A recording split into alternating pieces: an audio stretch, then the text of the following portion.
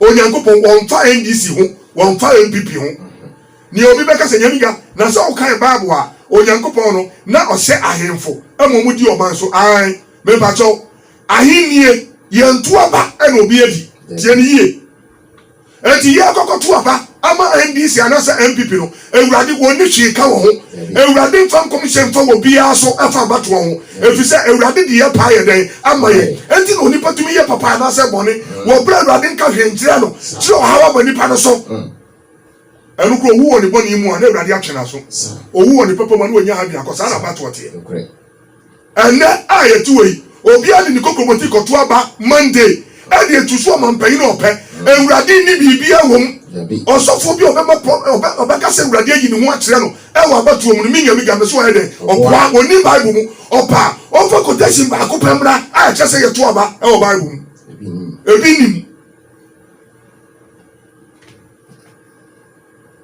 ebinim Bible ni fitility ko pemu nan abatu onim ahinnie ani o man so hwe ne wo mu na ne Onyankopon ya ne se ono otusu enti se ebia na kwesi so eno opese Reverend Kodi danso so a na watusu onipa no aye woko etise na santehine adidie tie etise na danso hine na didie tie me pato yeto abanse na danso hine yefa no me pato adeso hine yeto abanse na yefa no ese mankase hine yeto abanse na yefa no ye appointed sa na Onyankopon ye no enti enna ye makome Ewurade appointed ni ye di ensakoto no Ewurade oni hwe ka wo ho masofobia na daw oni chi ka wo Ewurade nsenkom bia se obi bedi anaso obi ni enkom se bia ni ho wo hwe Bible mu abato enwo se bia ni Bible mu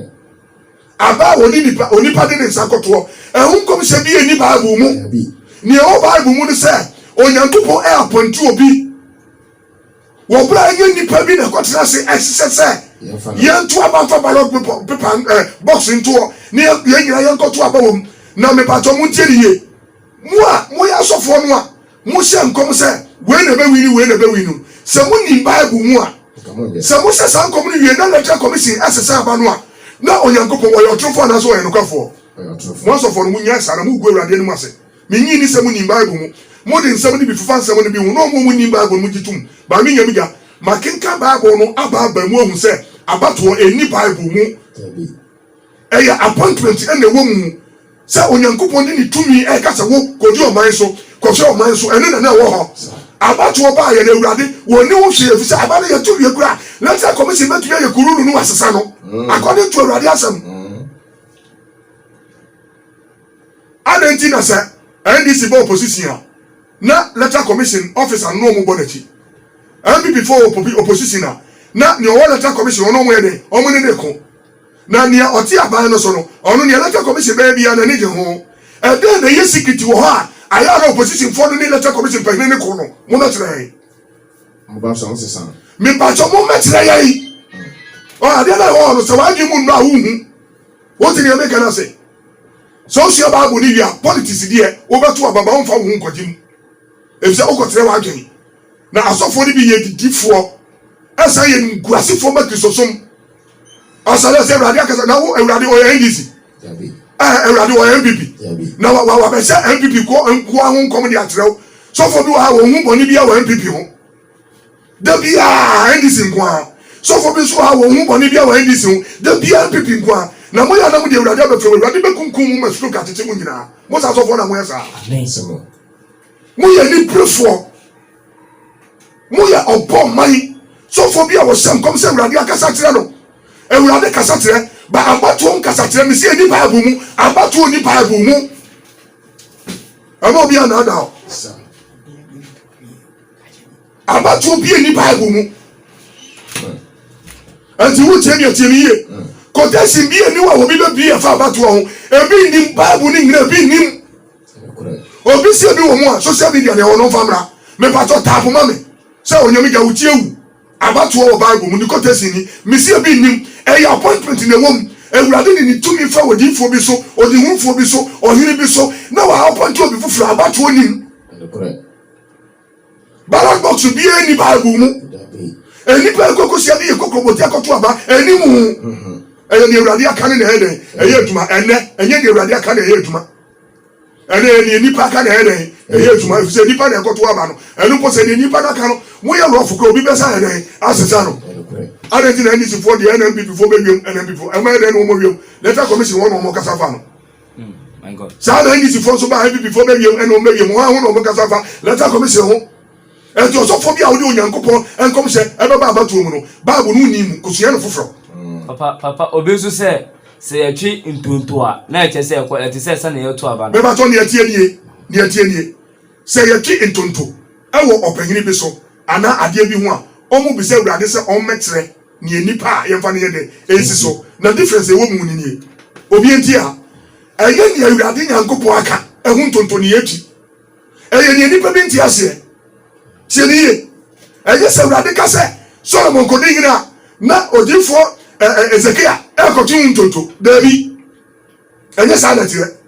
eye ni omu ni pardon ti omo ho ase e wa de koro ho ene yatu ntonto se awurade mmetire ni obeden obewini anaso obeji sa de na de afa Yesu wuye ne natare ne yatu ntonto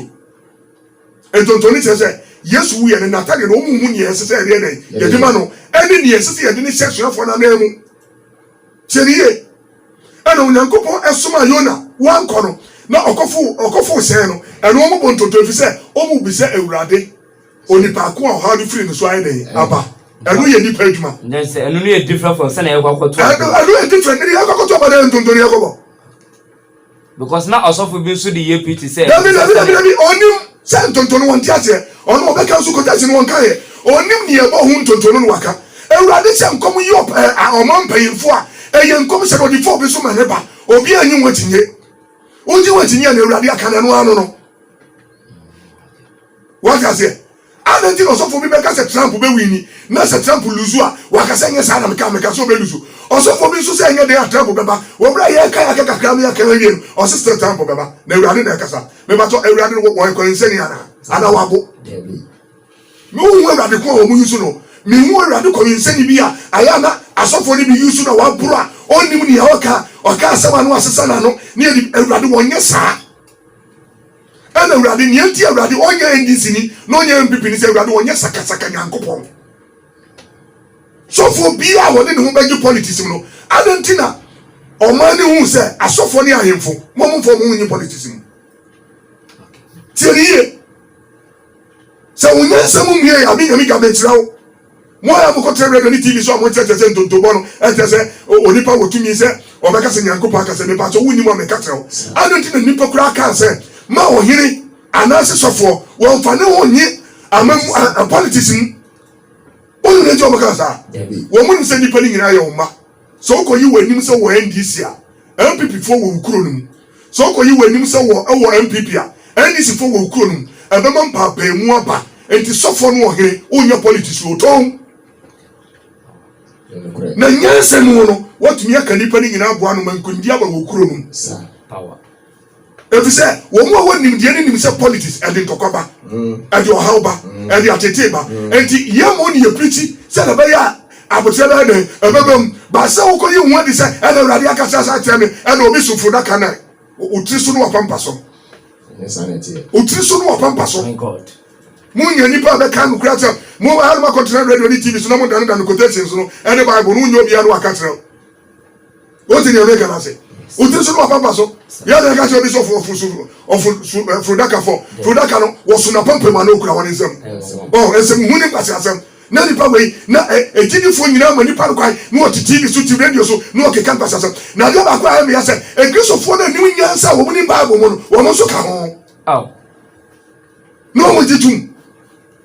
wo ni bible mo onyankopon wo eni sini ana so MBB mo se awurade pa omani yi awurade wo pa omani yi a na se awurade nyankopon ene ma yeto abade a eni anka ti se NDC ni MPP ni ba mo tiwo mo nye party bia nyankopon be kan no wa be den sanete eni anka ni abo atemdidie oyaw sikantwa fense ememo mo beti kanti na mokofo mo no so awurade na asoma mo se awurade na kan ya na mo nyame awurade nka tiye muko sia adwe ya na mo fa siketua bebrede mo tue me pato awurade ka asema yetua ho sika kinga Bible ni ye na wo be bia wo bia kan Bible ni ya me no ka se me mira so me di the prophet Jacob Amosi wotre mo me yenka no kre wate na no me amọ ma no so sɛ me to pa na me ti social media na me hwɛ na me hu sɔfo bi ɛna Awurade kasa kyerɛ me ɛna Awurade kasa kyerɛ me ɛna Awurade kasa kyerɛ me ne kasa kra wɔ mampanin a wawu ayɛ friend sɛ Royals ne yiri esum na wɔyɛ sɔfo ne nim we sɛ otwini free TV na sa sum pa na sɛ gare no wɔkɔ obi a wakɔ suku agu anim na wankasa propaganda a wotiwa wodi Awurade din yie ɛyɛ ma mo no mu koke ne ni apetesi ni bia mo betre TV ni radio so nsɛm hunko na mu die Kristo sum saa na kire Bible quotation bɛn na wodi tetire ne Awurade Nyankopɔn a appoint ohene bi anaasɛ ɔpanyin bi so nkɔhwɛ ɔman no so ɛno na wode ba bɛka ɛna abato ayɛ to ba na ka sa kyerɛ wonnam baabi kura wonnam baabi mesi abato quotation ba kokura ni hɔ asɔfo bi ade bɛtɛ tetire na ne mo fa ni nation prophet na kasa ono quotation so ko bi wɔ friends and na tuo se hwan masa quotation bi ni ba kokura ni wa yɛ dwuma o onnam baabi ko onnam nwura mu kura masa onnam nwura mu kura o proof another ba me na me ka kyerɛ o me so o proof fa social media ho da bu quotation no so nyame ga wo boa nyame ga wo boa yɛ nim sɛ abato a wo Bible mfa bra na hwɛ sɛ ɛyɛ abato a na sɛ ɛyɛ Nyankopɔn na yɛ appoint eyi obi agye no kyerɛ ayɛ ne Awurade aka ne nabam me patron dis ne MPP Awurade nka hwefo obi aho wo mo di sika ewudie timoden krono ana wo mo de pɔ ma bato na die sikatua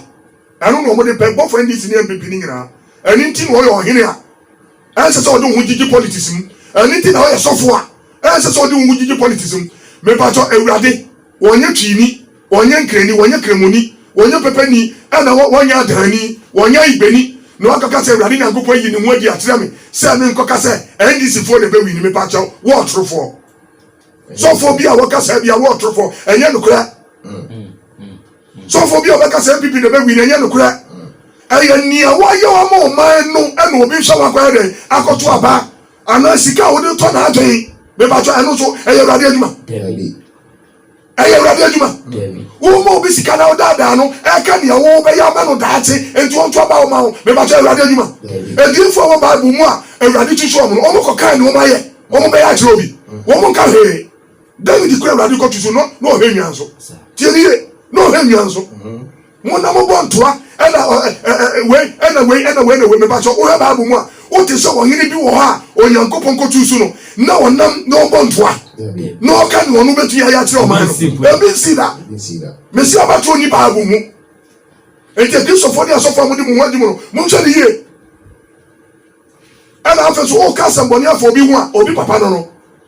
bɔ fa ndi sifo de MPP fo nsambɔne na ara mo ka ɔmanpanyin dada no akasa mo de afa no agu n'anim asetantantan ɔmanpanyin ti ɔte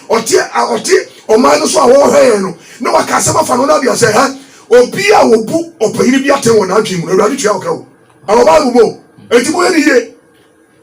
ɛne ti yɛ ni so bia na tem de die de bia yɛ di ɔpanyin atem wɔ yɛnwe ho politics nti obi di ɔhene kura atem wɔ wɔnwe ho mo mo yɛ kɔ yɛ ho mo amu hɛ da so amu hɛ we tell information center so ensem hu ne kwasi asam mo nka asam papa ya ho beto ye ɛna MPP on NDC on MPP on NDC ensem hu ko a light ni dundum so no mu light ni dundum so na asa ye frigi ni mu mo sa matina so me MPP ni NDC men ga dia ba bo man no na ye nhwe beto aba ma wo na ya wa gese be bi nipa nyina duo no o de light ba bebo mi fie mo de light ba ko pe bebo mi fie a o de ba ti mi nyame ka ma dwen mo ni mu nipa mo di ni wa gro no o de light ba ko pe bebo ma nimu ha na ma beto aba ma apenu ko du da bi na he na ma beto aba ma de wa fi se mi akwara ho mo fi se mu bi ye nkwara na egu a be tam 50 Ghana ana 500 Ghana cedis ama mi nyame ga na ma beto aba de ama o ho che atechana me de be ka na famu ba na no na me bra ho anu ho asem na be ka me hese no ma na eduo toilet na mo si amu mie ya na no ho asem ne ba be ka ye be he no light na sisu no a esisi ye niam na no ho asem ne ba be ka nye radio na wo for be sit na to kura ye de so bi betu kura ko be so mu kura tu firi okura to tu ba bi kura so mu hu no ara be tra radio information center na mu die no mo ga se to ye nkwara na egu a mo be ma no ho ayeye na mo kura ma tena se na ye mpo ya ka ho asem amam se no man mo ajo se de ye ho atoye no mo nkoto aba mo si besi mo ma na mo sa be dada mo fi se baby fo ye be mi fo na mo di sika gumu ka mo abetete obi a be mo sika bi agidi sika na ho dia obi a di sika ba ani si mo sika agidi MPP mo sika agidi en to aba no e fi say ye sika de kuro mo no me na me ka tire o okay ka ti mu no ya dia obi o be mo sika se to aba ma no di sika na to abetia no ada no only mani ye mi e ho nto e ada na kanye ni dundu mo anya ma ye di fridge ni nya se me ba jo sika o de ma beto to fridge David e beto to bo ba ko kura odun kanye so transformer yi nya aduma yi load wo so mo office transformer be protect go kroma mo si yen kaga dum ada no power ada ba sam ada si ni MPP ada ano pe me di asam ba wo so obi press me na me se me di asam na enne kopim eduada ye tikrom ha ye hwem mo fa santo kwa ne sika ne amamra wo bo se ne di tuo betata am krom aba mo say yes di do ba bi Asunje radio within the prophet the kopam we se wotre mo fa dum pam ne krom a mo fa fatini ne amamra na mo munya concert na mo betra transformation center na aya na mo ye no both a friend say Asunje radio any dimpa some information center me no mo fa nya edi sini MPP no mo nya mo se mo no na mo ma ye ho to e kroma na mo ma mrante ni nyaduma papa nye mi nya mi na me ka he mo ma mrante ni nyaduma ye I would have Asunje radio pam na me come back mo fa pam e no kwa ba ko ba mrante ti kroma ebra mo nya he ma ye kroma e do aba to so na mo betete ye